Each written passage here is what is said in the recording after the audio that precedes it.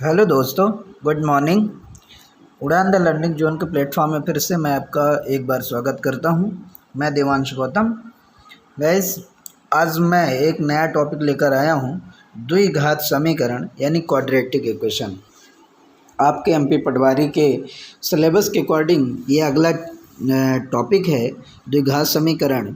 और आज इसकी जितनी भी बेसिक थ्योरी होगी गाइस, सारी थ्योरी आपको कंप्लीट कर दूंगा और इसके बाद कुछ सवालों के साथ प्रैक्टिस कराऊंगा और इसके बाद आपको कोई भी कन्फ्यूज़न नहीं रह जाएगा। सबसे पहले हम स्टार्ट करते हैं और उससे पहले हम एक बात कहना चाहेंगे कि सब्सक्राइब ज़रूर करें और लाइक करें और बेल आइकन को प्रेस करें ताकि जब भी मेरी न्यू वीडियो अपलोड हो तो आपको नोटिफिकेशन प्राप्त हो सके। तो गाइस, आइए स्टार्ट करते हैं। द्विघात समीकरण के बारे में पहले आपको हम बता दें कि एक्चुअली में ये द्विघात समीकरण या क्वाड्रेटिक इक्वेशन है क्या। आप याद रखें कि एक ऐसा समीकरण जिसमें चर की अधिकतम घात कितनी होनी चाहिए, 2। गाइस, एक बात पता होना चाहिए आपको, चर और अचर। चर राशि वे राशियाँ जिनकी वैल्यू हमेशा क्या होती रहती हैं, चेंज होती हैं। जैसे मैंने लिख दिया x y z p q r etcetera, यानी ऐसे ये जितने भी मैं लिख रहा हूँ x y z p q r, ये सभी की सभी आपकी क्या होती हैं, वेरिएबल होती हैं, यानी जिन्हें हम कहते हैं चर। क्या बोलते हैं गाइज, इन्हें चर। और इनका मान हमेशा क्या होता है, बदलता रहता है, स्थिर नहीं होता है। इसीलिए इनको बोला जाता है चर राशियाँ जो चलती रहती हैं। और एक होता है आपकी अचर राशियाँ। दूसरी क्या होती हैं गाइज, अचर राशियाँ। तो अचर राशियाँ वो हो गई जैसे 1 2 3 4 5 एंड इन्फिनाइट तक, यानी जितने नंबर आपके होते हैं गाइज वो सभी के सभी क्या होते हैं, वो आपके अचर राशि होती हैं। या मैं यहाँ पर आपको समझा देता हूँ चर राशियों के बारे में और कंप्लीट करता हूँ। एक मिनट गाइज। तो ये है आपकी चर राशि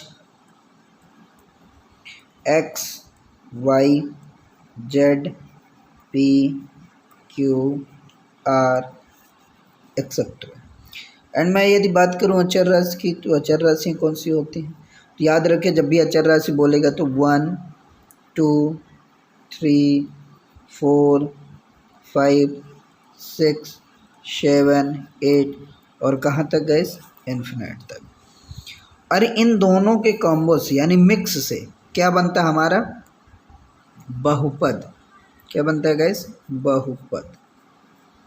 इन्हीं की यानी चर और अचर राशियाँ एक साथ मिलकर बनती हैं तो उसे हम क्या कहते हैं, बहुपद। तो एग्जांपल के तौर पर मैं लिख सकता हूँ ए एक्स प्लस बी बाई, ये आपका क्या हो जाएगा, बहुपद। इसी को यदि मैं इक्वल कर दूंगा इस 0, तो ये आपका क्या बन जाता है फिर, समीकरण।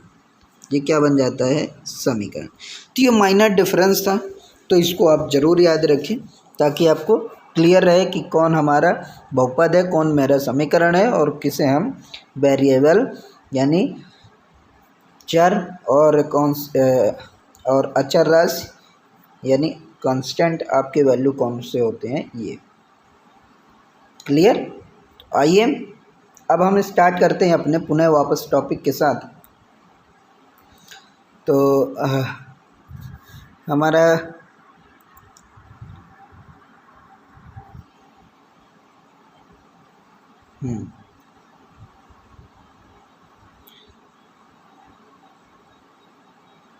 एक मिनट गाइस,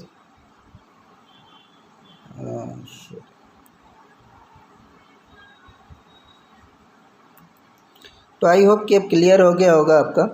और इसका स्टैंडर्ड फॉर्म मैंने लिख रखा है, आपको पता है कि क्या होता है, ए एक्स स्क्वायर, ये ऐसा लिखा हुआ गाइस, ए एक्स स्क्वायर, एक मिनट, a x square plus b x plus c equals to 0। ये आपके द्विघात समीकरण का स्टैंडर्ड फार्मूला होता है। एक बात और बता दूं गाइस कि जो द्विघात समीकरण होते हैं उसकी पहचान क्या है।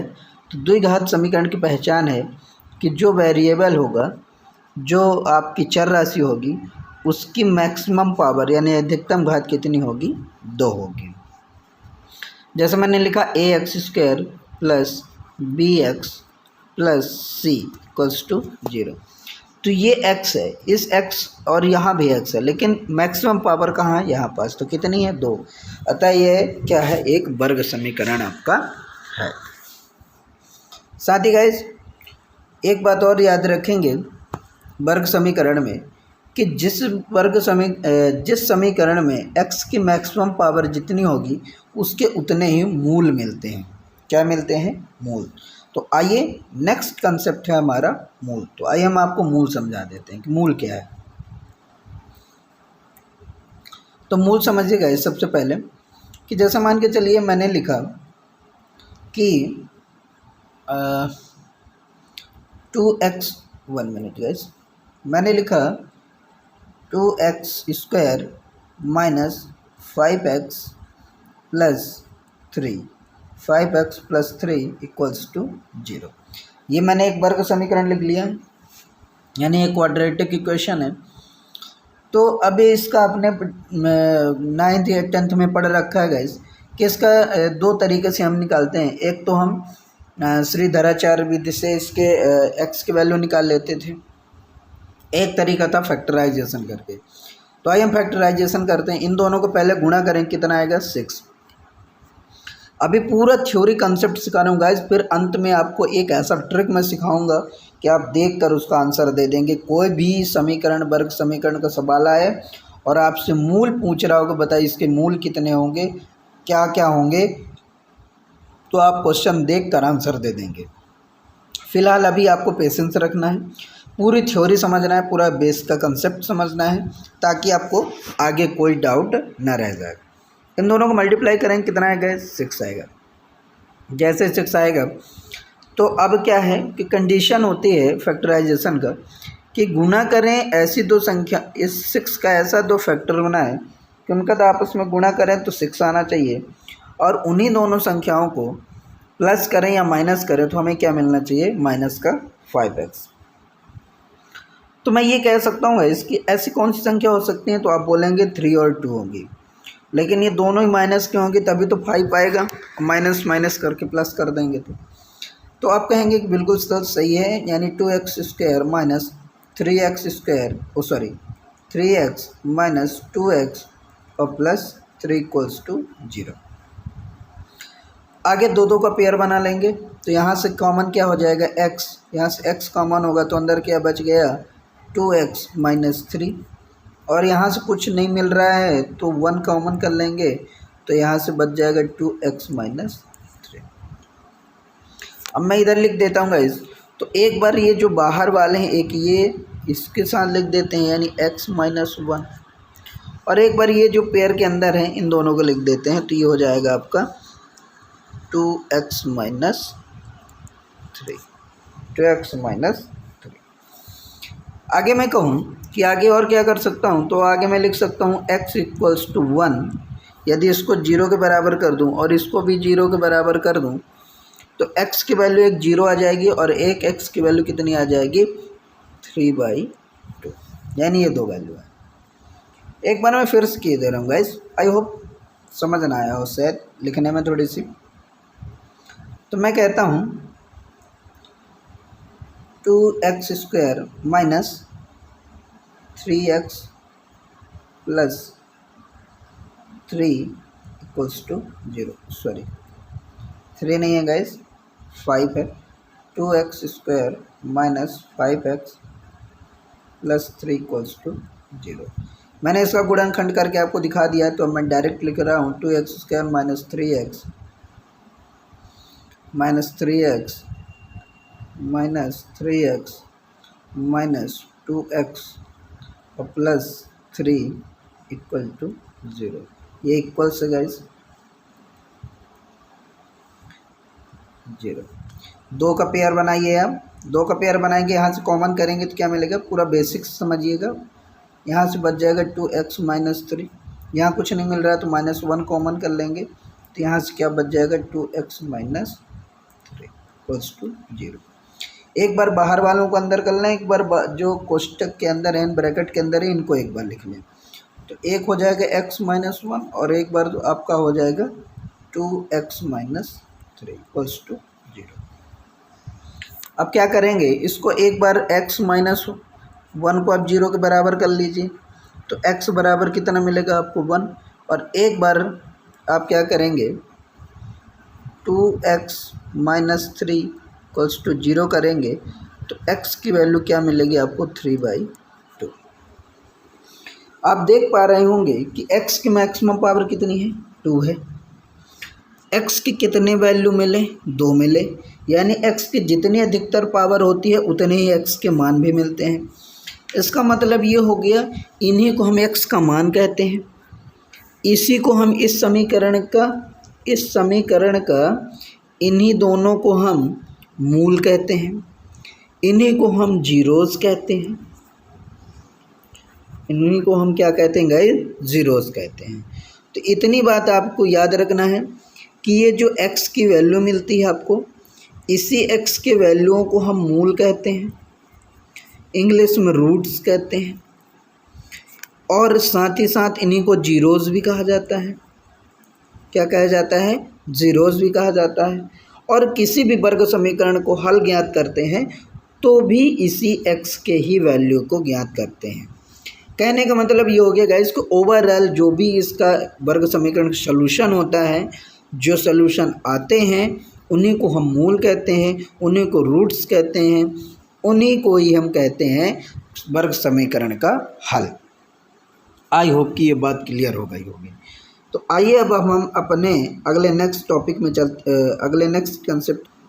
तो अगला हमारा हो गया, आपको मैंने बताया कि द्विघात समीकरण के मूलों की प्रकृति। अब देखिए गाइस, अगला क्या कंसेप्ट है, द्विघात समीकरण के मूलों की प्रकृति। तो आपको पता होना चाहिए कि अभी मैंने आपको मूल दिखा दिए कि क्या क्या मूल कहलाते हैं, और साथ ही एक बात और याद रखेंगे कि जब भी कोई वर्ग समीकरण होगा तो ax² + bx + c = 0 के फॉर्मेट में होगा। साथ ही साथ a यानी a does not equals to 0, यानी a जो है, ये वाला a आपका, मैं कलर चेंज करके आपको दिखा दूँ कि देखें, ये जो आपका a है, ये वाला a, यह a 0 नहीं होना चाहिए, याद रखेंगे। यदि a 0 हो गया तब वो आपका वर्ग समीकरण बन ही नहीं सकता है। कहने का मतलब ये हो गया कि जहाँ x की पावर 2 होगा उसके कोफिशिएंट में जो भी अचर पद हो वो 0 नहीं होना चाहिए। यदि 0 हो गया तो वह हमारा वर्ग समीकरण ही नहीं कहलाएगा। आई होप क्लियर हो गया।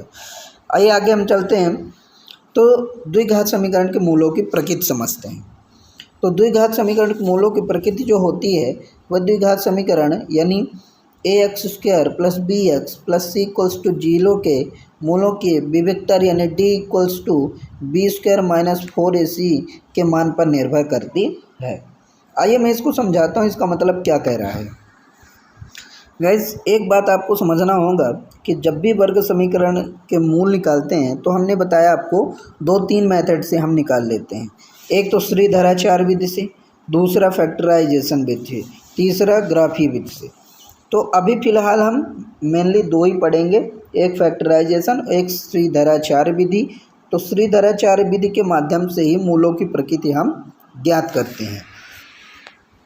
जो आपको ये d = b² - 4ac गिवन है, ये श्रीधराचार्य विधि के ही फार्मूले से आता है। तो आइए मैं दिखाता हूँ कि क्या है ये विविधता। तो अगले स्लाइड में देखते हैं गाइस, जैसा कि आपको पता है कि कलर थोड़ा सा चेंज कर दें, जैसे कि आपको पता है गाइस कि श्रीधराचार्य विधि, और मैंने बताया कि वर्ग समीकरण है तो x के कितने मान निकालते हैं, 2 मान निकालते हैं।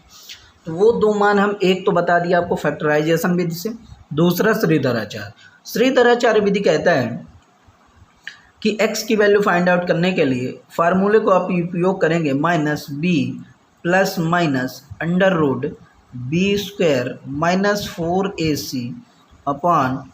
4ac/2a), ये आपका x का है वैल्यू ज्ञात करने का फार्मूला है, या किसी भी वर्ग समीकरण के मूल ज्ञात करने के लिए इस फार्मूले का आप उपयोग करते हैं। अब क्या कहता है कि यदि, अब एक बात और समझिए कि ये x का मान क्या होगा, पॉजिटिव होगा, नेगेटिव होगा, जीरो होगा, क्या होगा, वो जो है ये under root b square minus 4ac के वैल्यू पर डिपेंड करता है। इस बात का विशेष ध्यान रखेंगे। जैसे मैंने अभी लास्ट कुछ मिनट पहले आपको बताया कि जो मूल निकलते हैं x के लास्ट में, जो मैंने अभी आपको दिखाया कि एक मूल निकला था 1 और दूसरा मूल निकला था हमारा 1/3। तो ये मूल क्या होंगे, पॉजिटिव होंगे, नेगेटिव होंगे या कि जीरो होंगे। ये किस पे डिपेंड करता है, तो याद रखिएगा ये जो है आपका under root b square minus 4ac पर डिपेंड करता है। Under root b square minus 4ac पर डिपेंड करता है, यानी इसकी वैल्यू जो भी आएगी वही इस b के साथ, ये वाले b के साथ प्लस या माइनस मैंने लिख रखा है। प्लस माइनस लिखने का मतलब है कि वर्ग समीकरण है तो दो मान मिलेंगे, तो एक पॉजिटिव लेंगे और एक निगेटिव लेंगे, इसलिए दो प्लस माइनस लिया। तो इसका जो भी वैल्यू आएगी आपकी वही इसके साथ प्लस माइनस में होगी, तो x के मान में वेरिएशन मिलेगा और इसी को बोला जाता है विविक्तर। इसी को क्या बोला जाता है गाइस, विविक्तर या डिस्क्रिमिनेंट। इंग्लिश में इसी को क्या बोलते हैं, डिस्क्रिमिनेंट। आइए आगे तो मैं अब आपको समझाता हूँ। और ये विविक्तर यानी विविक्तर को d से रिप्रेजेंट करते हैं और लिखते हैं बी स्क्वायर माइनस 4ac। जैसे कि मैंने आपको एक एग्जांपल लिया था गाइस, एग्जांपल लिया था, क्या लिया था कि 2x square minus 5x plus 3 equals to 0। यहाँ से एक बात आप ध्यान रखिए कि जब भी ये समीकरण दिया होगा तो आप हमेशा ax square plus bx plus c से कंपेयर करके इनकी वैल्यू निकाल लेंगे। तो a की जगह कौन है 2, तो a की वैल्यू आपकी 2 हो जाएगी, v की वैल्यू आपकी क्या हो जाएगी -5 हो जाएगी और c की वैल्यू आपकी क्या हो जाएगी 3 हो जाएगी। अब आपको गाइस क्या करना है, ये इनके वैल्यू इस विविक्तर पे आप रख दीजिए और देखिए क्या मिलता है। तो b का मान क्या है 5 है, तो 5 25 माइनस 4 इंटू a की वैल्यू कितनी है 2, c की वैल्यू कितनी है 3, तो 4 दूनी 8, 8 3 24, यानी 25 माइनस 24, 25 माइनस 24 आया, माइनस किए तो कितना आया 1, यानी d की वैल्यू क्या आएगा इस 1। और d की वैल्यू 1 आने का मतलब है कि d जो है 0 से बड़ा है, d क्या है 0 से बड़ा है, और d जो है 0 से बड़ा होने का मतलब है कि d क्या है पॉजिटिव है, d क्या है पॉजिटिव है। और जब d पॉजिटिव होता है तो याद रखिए कि जो विविक्तर यानी मूल की जो प्रकृति होती है, जो मूल की प्रकृति होती है वो होती है वास्तविक। वो क्या होती है गाइस, वास्तविक। याद रखिएगा क्या होती है, वास्तविक होती है और साथ ही साथ असमान होते हैं। क्या होते हैं, असमान होते हैं। इसका मतलब आप क्या समझ पाए, मैं कह रहा हूँ कि यदि ऐसा विविक्तर आप निकाले और d का मान 0 से बड़ा आ गया यानी पॉजिटिव आ गया, पॉजिटिव में जो भी हो 1 2 3 4 5 6 जो भी हो डजंट मैटर, तो उसके जो मूल होंगे यानी इस समीकरण के जो मूल होंगे वो कैसे होंगे, एक तो वास्तविक होंगे और कैसे होंगे, असमान होंगे। तो आप देखें कि मैंने क्या निकाला था, एक तो मैंने 1 निकाला था इसका मूल और दूसरा मैंने क्या निकाला था 1/3। तो मैंने दो मूल निकाले थे 1 और 1/3। तो आप देख लीजिए एक तो मूल वास्तविक है, रियल है, बिल्कुल रियल है क्योंकि इंटीजर नंबर मिल रहे हैं आपको, फ्रैक्शन नंबर मिल रहे हैं आपको, तो क्या है रियल है, दिख रहे हैं आपको, ऐसा कोई काल्पनिक नंबर नहीं है। तो वास्तविक है और साथ ही असमान है यानी अलग अलग है।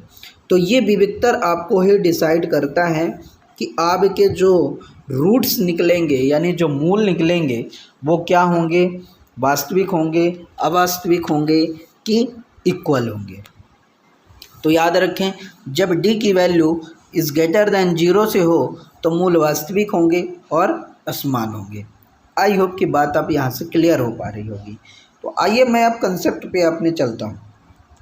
तो देखिए गाइस, जैसा कि मैंने बताया आपको कि आप क्या करना है आपको कि अपने डी पे फोकस करना है, यानी d equals to b square minus 4ac minus 4ac की वैल्यू यदि क्या आ गई, 0 से बड़ी आ गई, यानी डी इज़ ग्रेटर देन 0।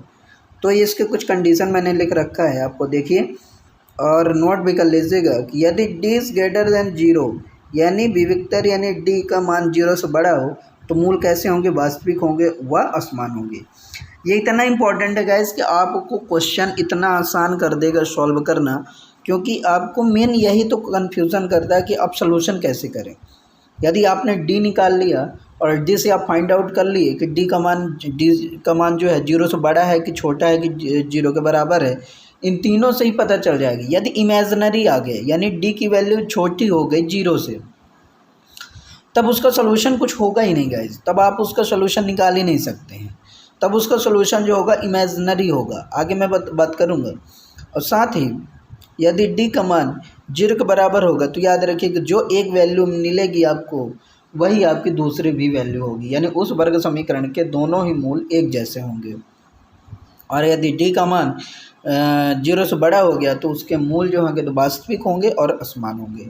एक बात और, यदि डी 0 के बराबर हो गए, जैसा मैंने ये सेकंड टर्म में लिखा है, यदि डी इक्वल्स टू 0 हो गया तब भी मूल वास्तविक ही होंगे आपके, और साथ ही क्या होंगे, ये समान होंगे, साथ ही क्या होंगे आपके, इक्वल होंगे। इस बात को आप याद रखें। यानी डी की वैल्यू क्या हो गई, 0 हो गई। अगले देखें, डी यदि लेस देन हो गया क्या, 0 के, तो मूल अवास्तविक हो जाते हैं। अवास्तविक होने का मतलब होता है गाइस, ध्यान रखेंगे कि आपने इस प्रकार के कुछ 11th में पढ़ा होगा, a प्लस आई बी और a प्लस रूट बी, ऐसा कुछ आपने पढ़ रखा होगा। साथ ही ये जो हैं आपके होते हैं अवास्तविक मान, ये क्या कहलाते हैं, अवास्तविक, ठीक है गाइस, क्या कहलाते हैं, अवास्तविक मान। थोड़ा सा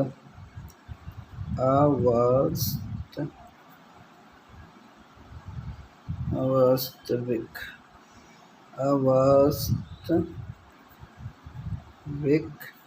मान, ये कैसे होते हैं, अवास्तविक मान होते हैं। तो यदि एक मूल ऐसा हो गया या कि इस प्रकार हो गया तो दूसरा मूल क्या होगा, जस्ट रिवर्स कर दीजिएगा, a माइनस रूट बी, और यदि इस प्रकार है तो a minus i b. Clear guys, आई हो क्लियर हो गया होगा। तो ये बहुत इंपॉर्टेंट है, इनको नोट डाउन करके रखेंगे, ये तीनों कंसेप्ट। यदि डी का मान 0 से बड़ा हो गया तो मूल वास्तविक और असमान होंगे, यदि डी का मान 0 के बराबर हो गया तो मूल वास्तविक और समान होंगे, और यदि डी इज़ लेस देन हो गया 0 से तो मूल अवास्तविक हो जाएंगे। Clear guys. साथ ही दो कंसेप्ट और आप इसको याद रखेंगे, यदि डी की वैल्यू आपकी 0 से बड़ी हो तथा डी एक पूर्ण वर्ग हो, डी एक क्या हो, पूर्ण वर्ग हो, तो वो मूल, जो भी मूल होंगे वो कैसे होंगे, परिमेय होंगे। कहने का मतलब कि आपने डी की वैल्यू जैसे निकाला, डी की जो भी वैल्यू निकाला, अब आपको क्या मिल गया, वो 25। अब 25 आपने जैसे निकाला गाइस, तो आपको पता है 25 क्या है, एक पूर्ण वर्ग संख्या है। 25 एक क्या है, पूर्ण वर्ग संख्या है। किसका वर्ग है, 5 का वर्ग है। इसलिए जब ये 5 का वर्ग संख्या है तो ये जो भी इसकी वैल्यू निकलेगी, मूल्य निकलेंगे, वो कैसे होंगे, परिमेय होंगे। क्या होंगे गाइस, परिमेय होंगे। इस बात को याद रखें। और यदि अगला कंसेप्ट एक और है कि यदि डी का मान 0 से बड़ा है लेकिन डी एक पूर्ण वर्ग नहीं है तो मूल क्या होंगे, अपरिमेय होंगे। मूल क्या होंगे गाइस, अपरिमेय होंगे। आई होप कि ये बात एकदम आपकी क्लियर होगी और ये बहुत इंपॉर्टेंट है, इसको नोट डाउन करके रखेंगे। आइए अगले चलते हैं।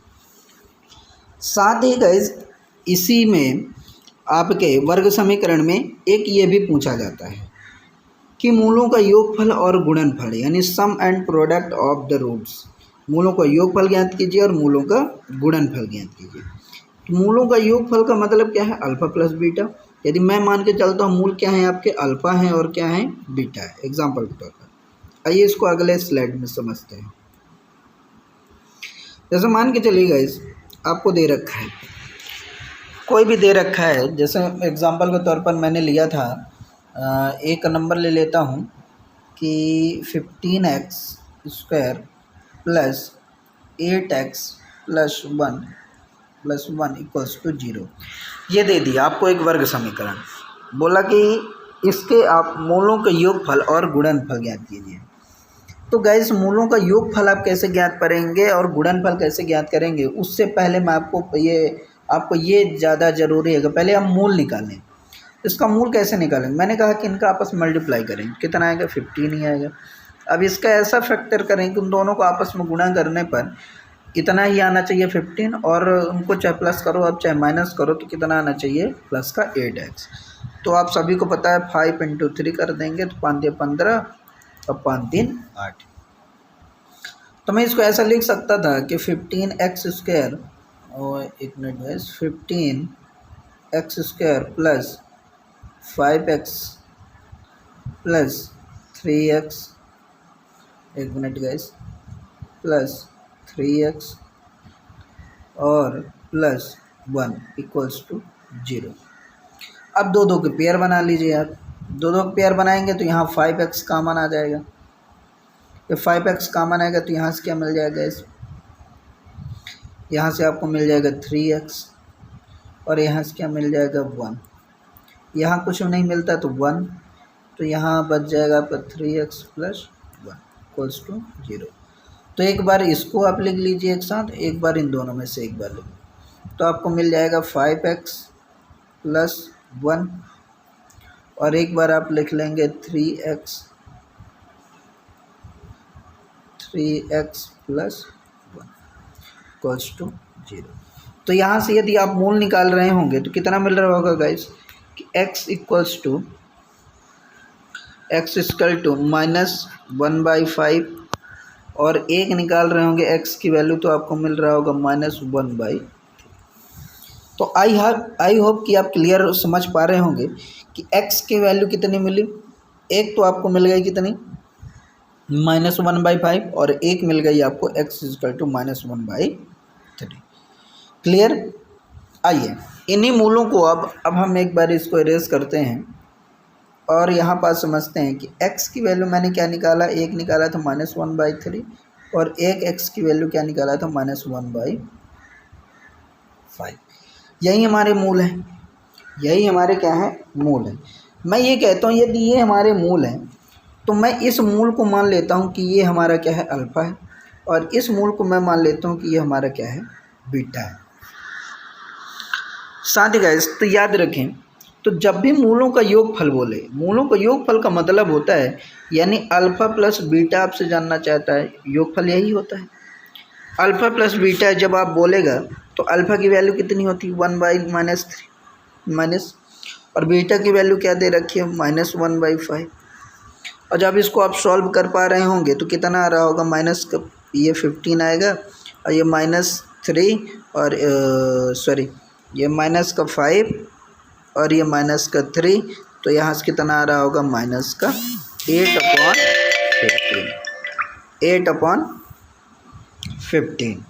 आई होप कि बात क्लियर समझ पा रहे होंगे। तो मूलों का योगफल कितना आ गया -8/15। और यदि गुणनफल पूछ देता तो अल्फ़ा इंटू बीटा जानना चाहता है, अल्फ़ा इंटू बीटा जानना चाहता है मतलब 1/15 1/3 माइनस का इंटू -1/5।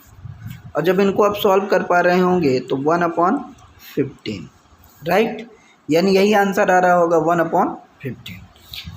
तो ये डायरेक्ट आप यहाँ से भी जब मूल निकाल लिए होंगे तो यहाँ से आप अल्फ़ा प्लस बीटा निकाल पा रहे होंगे और यहाँ से अल्फ़ा इंटू बीटा निकाल पा रहे होंगे। ये प्रॉपर कंसेप्ट है गाइस थ्योरी के अकॉर्डिंग, लेकिन क्या इसी तरह निकालना है? तो एक तरीका और है गाइस। अब आते हैं हम वापस स्लाइड में देखते हैं हम, तो क्या लिख रखा है हमने कि मूलों का योगफल क्या होता है अल्फ़ा प्लस बीटा। तो इसको क्या लिखा मैंने -b/a। आप डायरेक्ट -b/a का फार्मूला भी लगा के निकाल सकते हैं, यानी उतना करने की भी ज़रूरत आपको नहीं है। साथ ही मूलों का गुणनफल पूछे तो अल्फ़ा इंटू बीटा बराबर क्या होता है c/a ए। डायरेक्ट आप फार्मूले के हिसाब से भी लगा सकते हैं। तो आइए मैं दिखाता हूँ आपको। तो हमारा इक्वेशन क्या था? इक्वेशन हमारा था 15x² plus 8x plus 1 equals to 0। मैंने क्या कहा? ये ए है, ये क्या है? बी है, ये क्या है? बी है, और ये क्या है? सी है। आप सबको देख लीजिए। अब आपसे क्या कह रहे हैं? माइनस बी अपॉन ए। तो बी की वैल्यू क्या है? 8 है, तो माइनस लगाया है, तो आप माइनस लिख दीजिए, -8।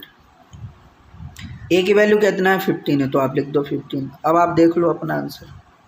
मैंने वहाँ भी आपको बताया -8/15, और यहाँ से भी आप डायरेक्ट निकाल सकते थे -8/15।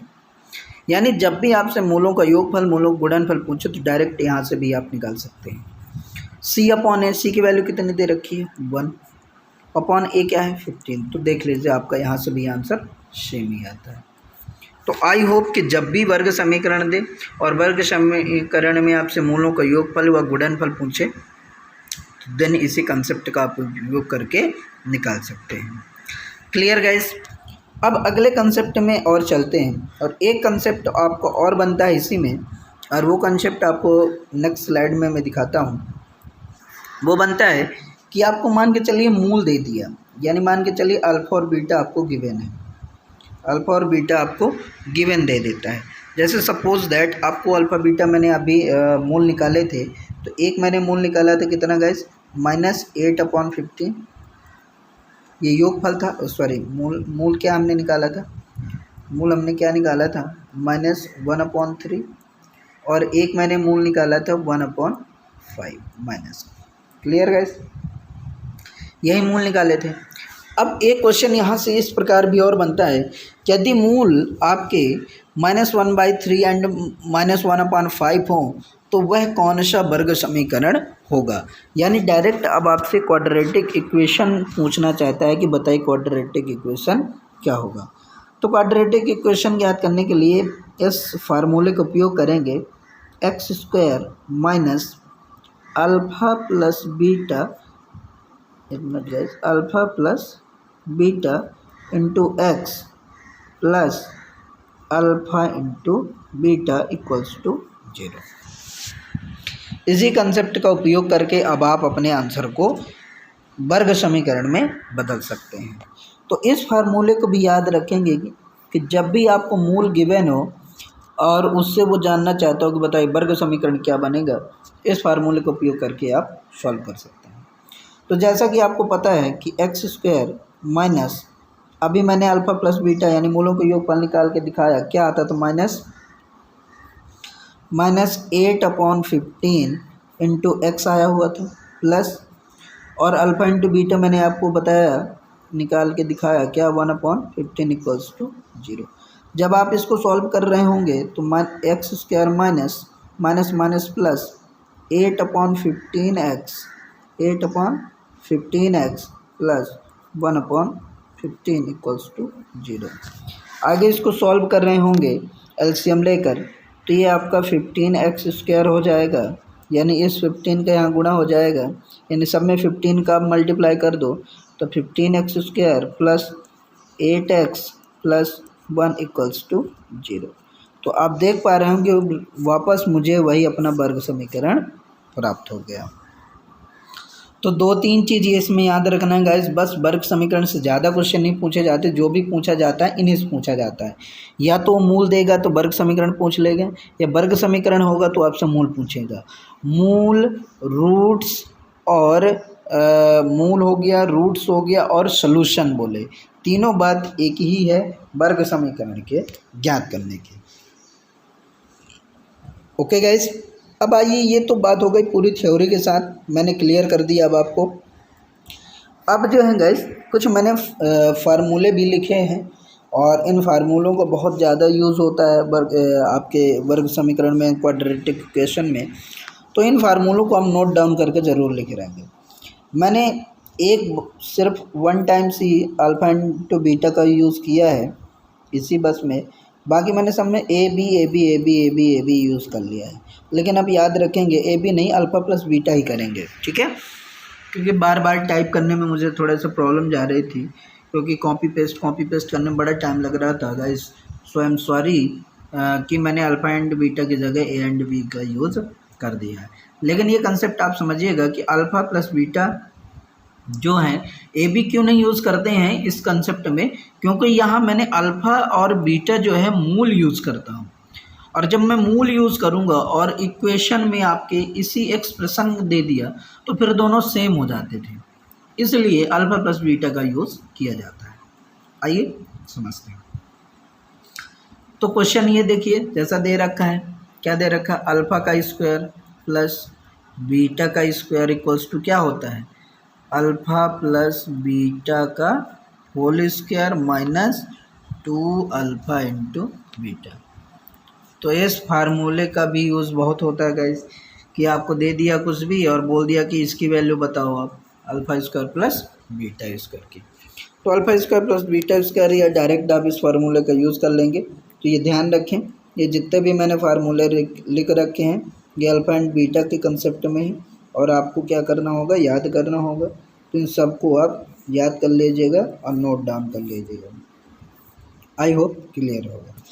अब आइए हम अगले अपने सीधे क्वेश्चन के थ्रू चलते हैं। और जैसा कि आपको पता है कि मेनली आपको क्वाड्रेटिक इक्वेशन में मूल ज्ञात करने के लिए या मूलों को योगफल ज्ञात करने के लिए या गुणनफल ज्ञात करने के लिए या जीरोज़ ज्ञात करने के लिए पूछे जाते हैं। तो हर एक क्वेश्चन के साथ सारे कंसेप्ट को हम क्लियर करते हुए चलेंगे। आइए स्टार्ट करते हैं अभी। और जैसा कि आपको पहला क्वेश्चन दे रखा है 15x स्क्वायर, थोड़ा सा कलर चेंज कर देता हूँ गाइस। 15x स्क्वायर, याद रखें आपको ये तो समझ आना चाहिए क्या लिखा हुआ है, 15x square plus 8x plus 1 equals to 0। पहला क्वेश्चन है, कहता मूल ज्ञात कीजिए। मूल की जगह गाइस इसी में वो लिख देता कि इसके शून्य ज्ञात कीजिए। ये क्या बोल देता कि शून्य ज्ञात कीजिए, शून्य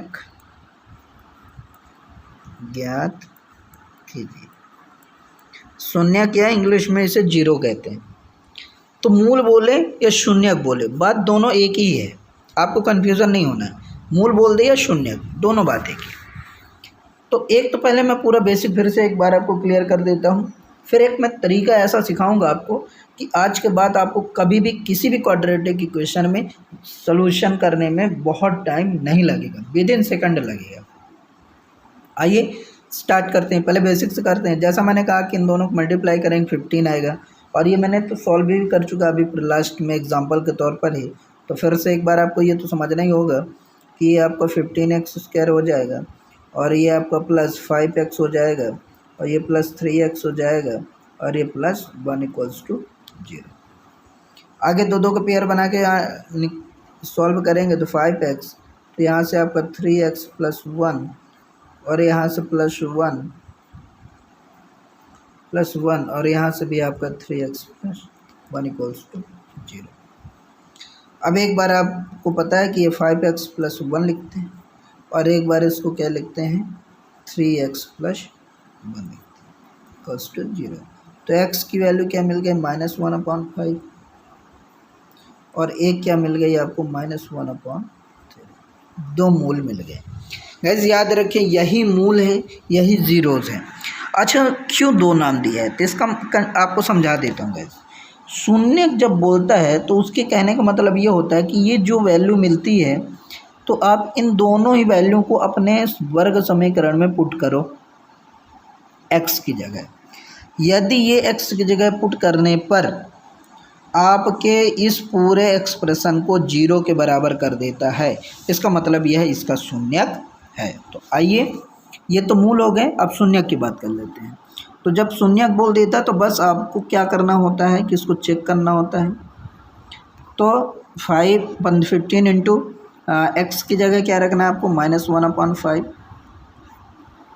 की होल पावर 2 प्लस 8 इंटू -1/5 और प्लस 1 इक्वल्स टू 0।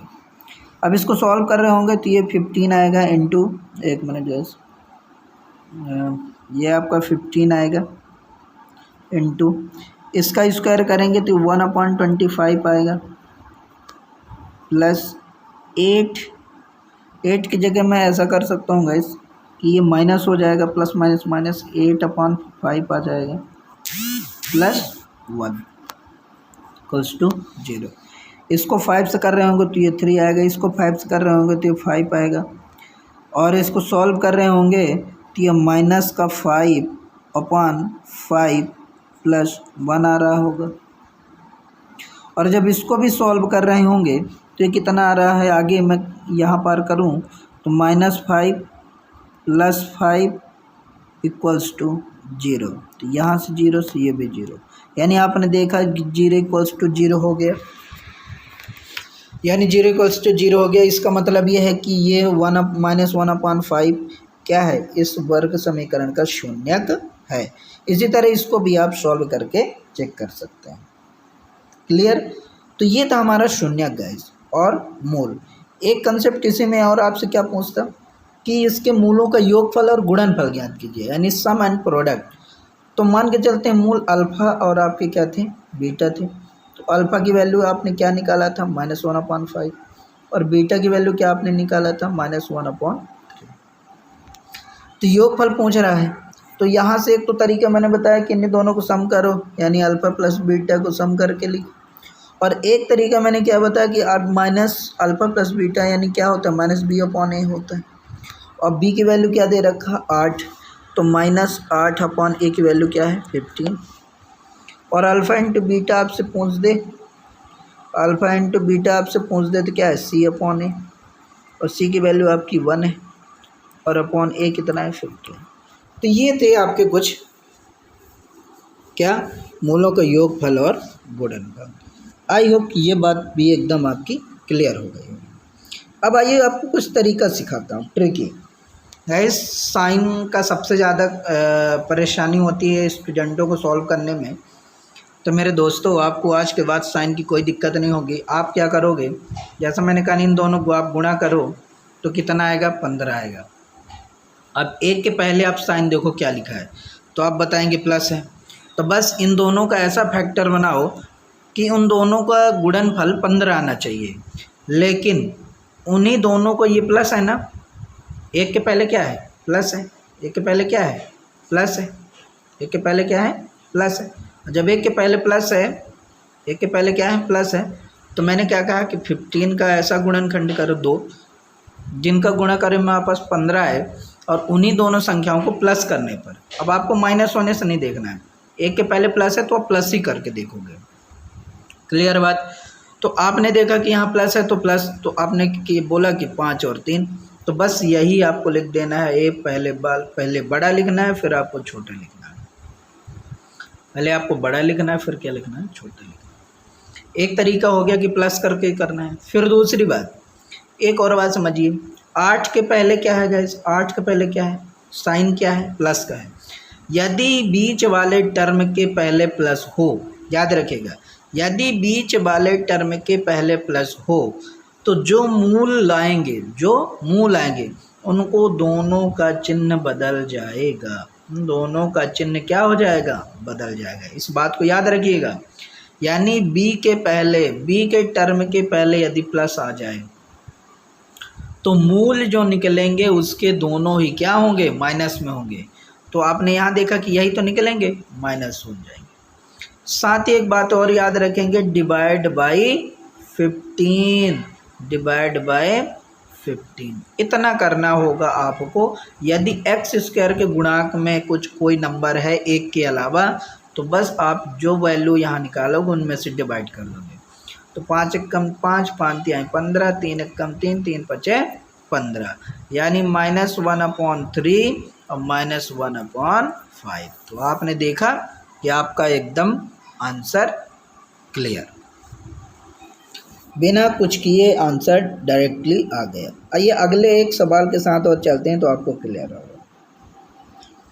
अब आप देखिए कि मैंने क्या कहा कि इसका आप क्या करें, गुणा करें, लेकिन इस बार तो कुछ है नहीं तो 16 ही रहेगा।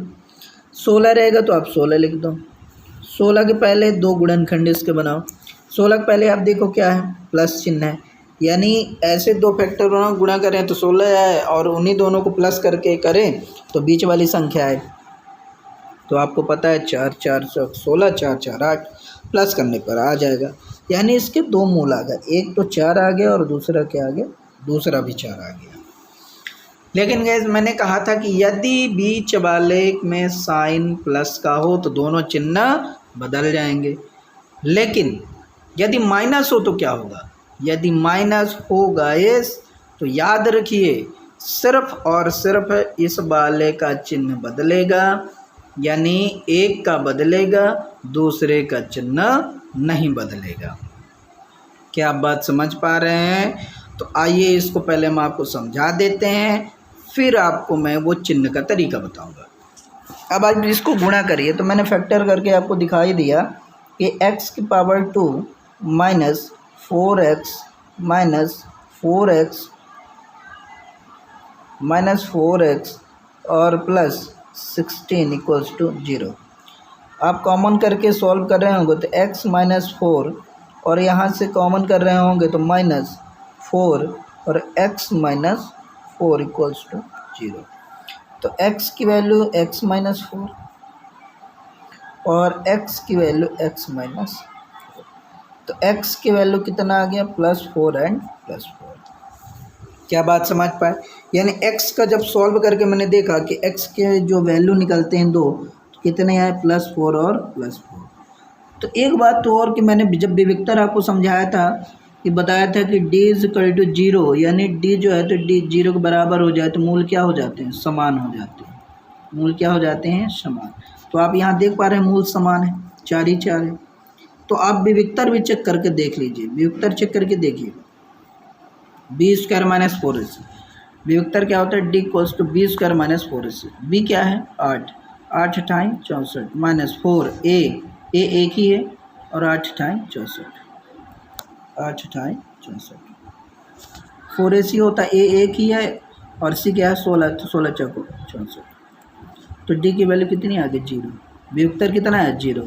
तो जैसे 0 आया तो आपको ये पता होना चाहिए कि यानी जो भी मूल आएगा एक ही जैसा आएगा। क्लियर बात? यानी विविक्तर बहुत कुछ आपको आसान कर देता है आपके सॉल्यूशन को। अब आप देख रहे हैं कि जहाँ x की भी वैल्यू प्लस आ गई और यहाँ भी x की वैल्यू प्लस आ गई x की वैल्यू दोनों प्लस प्लस, यानी प्लस 4 एंड प्लस 4। अब मैंने क्या कहा कि यदि बीच वाली संख्या के पहले माइनस हो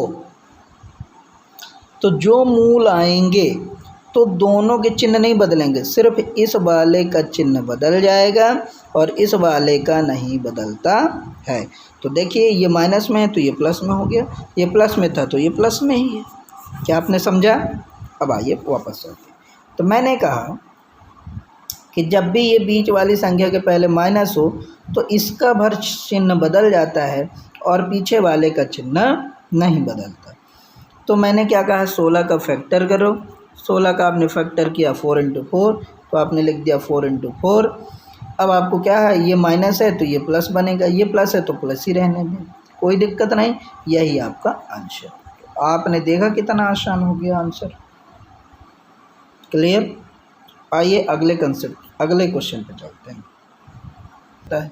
या कि फिर एक तरीका इसमें से भी है, वो इससे भी सॉल्व कर सकता है। -b plus minus under root b² minus 4ac upon 2। यहाँ से वो सॉल्व करके ला सकता है। Clear guys? तो आई होप कि ये बात बिल्कुल क्लियर हो गई होगी। आइए अगले प्रश्न में चलते हैं और अगला प्रश्न हमारा कुछ इस प्रकार का है और इसको भी सॉल्व करते हैं। तो आपको क्या करना है, बस इन दोनों गुणा कर देना है। तो 6 × 18 5 × 15 कितना आ गया, 168 आ गया। फिर बोलेंगे इसका गुणा करने में बड़ी दिक्कत है सर, कैसे प्राइम फैक्टर करें? तो मेरे प्यारे विद्यार्थियों आपको कुछ नहीं करना है, बस थोड़ा सा कैलकुलेटिव होगा, आसान हो जाएगा। 2 × 8 = 16, 4 × 2 = 8, क्या इतना नहीं कर पाएंगे आप? इसको कर ले जाएंगे। 42 दूनी 84 होती है, 42 42 दूनी 84। फिर आप 2 से कर देंगे तो 21 आ जाएगा। फिर आप 3 से कर देंगे तो 7 आ जाएगा। फिर आप 7 से कर देंगे तो 1 आ जाएगा। क्लियर। अब क्या करना है कि इन दोनों का ऐसा मल्टीपल आपस में करना है, ऐसा फैक्टर बनाना है कि क्या हो जाए, आपको प्लस करने पे मैंने कहा ना 56 के पहले प्लस हो तो यानी प्लस करके आपको 23 लाना और 29 लाना। 2 दूनी 4 दूनी 8 त्रिक 24, 8 त्रिक 24, ज़्यादा हो गया छोड़ दो आप। फिर क्या करना है, तो 2 दूनी 4 दूनी 8 लिख लो आप, और आप 7 त्रिक 21 कर दो। इन दोनों गुणा करेंगे तो आपको 168 आ जाएगा, और इन्हीं दोनों को प्लस कर देंगे तो 29 आ जाएगा। क्लियर बात है। अब आपको क्या कर देना है, पहले बड़ी वाली संख्या लिख देना है। जब आप बड़ी वाली संख्या लिखेंगे तो 28 है गाइस, सॉरी 21 है, 21 है। छोटी वाली संख्या 8 है। मैंने कहा 29 के यदि प्लस हो तो ये दोनों ही माइनस में होंगे, और यदि एक्स स्क्वायर के गुणांक में जो भी नंबर है उससे आप डिवाइड करा देंगे, बस अब आपका आंसर आ जाएगा। यहाँ से डिवाइड कर पा रहे होंगे तो माइनस का 7 आएगा, और यहाँ से कर पा रहे होंगे तो ये बस एज इट इज़ आप लिख दीजिए, और यही आपके क्या हो जाएंगे, आंसर हो जाएंगे। Clear guys. तो आंसर क्या आ जाएगा, मूल कितने आ जाएंगे, -7 × -8/3। यही मूल है, यही जीरोज़ है। जीरोज़ आपको पता करना हो कि ये है कि क्लियर है कि नहीं है, तो आप चेक भी कर सकते हैं गाइस। आइए एक बार और मैं आपको आपके संतुष्टि के लिए उसी भी मेथड से सॉल्व करा देते हैं। तो मेथड हमारा क्या था, गुणनखंड वाला 3x² प्लस मैंने क्या किया, यहाँ 21x लिख, फिर मैंने यहाँ क्या लिखा, यहाँ 8x और प्लस 56 = 0। अब दो के पेयर बना के आप सॉल्व कर लेंगे तो 3x कॉमन हो जाएगा यहाँ से, यहाँ 3x कॉमन होती है, यहाँ x बचा, यहाँ क्या बचा आपका 7, प्लस यहाँ से 8 कॉमन हुआ तो यहाँ से क्या बचेगा, इस x बचा, और यहाँ से क्या बचा 7। तो एक बार आप लिखेंगे x + 7 और एक बार आप लिखेंगे 3x + 8 = 0। अब आप देख पा रहे होंगे जब x की वैल्यू निकालेंगे तो x = -7, और यहाँ से जब x की वैल्यू निकाल पा रहे होंगे तो -8/3। तो क्लियर गाइज।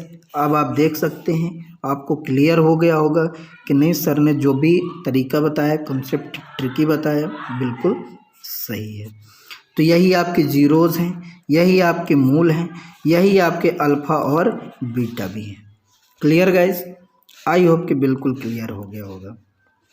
अगले क्वेश्चन पे पॉज करिए वीडियो, पहले खुद से हल कीजिए उसी ट्रिक से, फिर सॉल्यूशन आप देखिएगा। आइए, आपने लगा लिया होगा, मैं कर दे रहा हूँ। अब इन दोनों को मल्टीप्लाई कर रहे होंगे तो 3 × 4 = 12, 3 × 4 = 12, यानी कितना आ गया 133, 133। अब यही सबको प्रॉब्लम होगा, तो कुछ नहीं, बस आपको क्या करना है, जल्दी से इसका फैक्टराइजेशन कर देना है।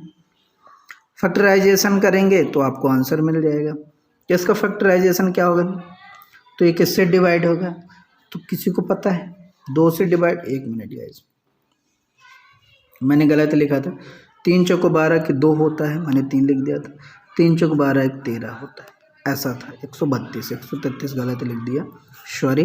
अब इसको आप कर पा रहे होंगे, 2 × 6 = 12, 2 × 6 = 12, इसको कर रहे होंगे तो 33, इसको कर रहे होंगे तो 11।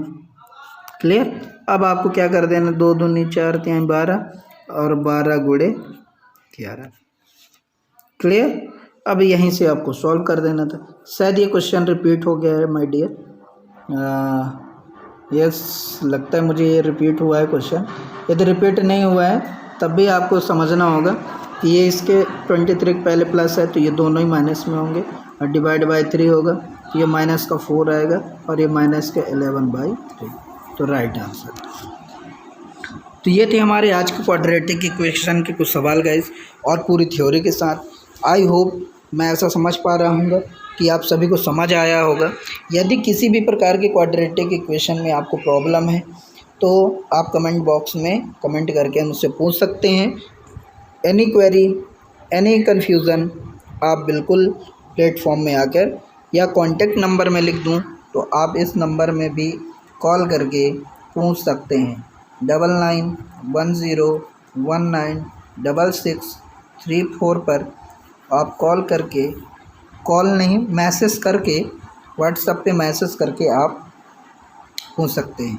या इस पे आप मैसेज नहीं कर पा रहे हैं तो एक नंबर पर और है 8602594730 पर व्हाट्सएप करके आप पूछ सकते हैं गाइस।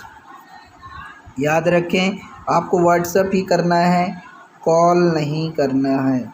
कॉल बिल्कुल नहीं करना है, गलती से हो गया, मेरे से बोल दिया मैं। कॉल नहीं करना है, व्हाट्सएप करके आप पूछ सकते हैं।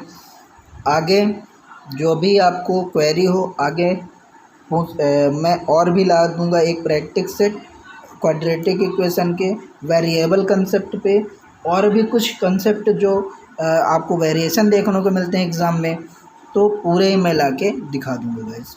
तो thank you so much, have a nice day, thank you so much for watching my video.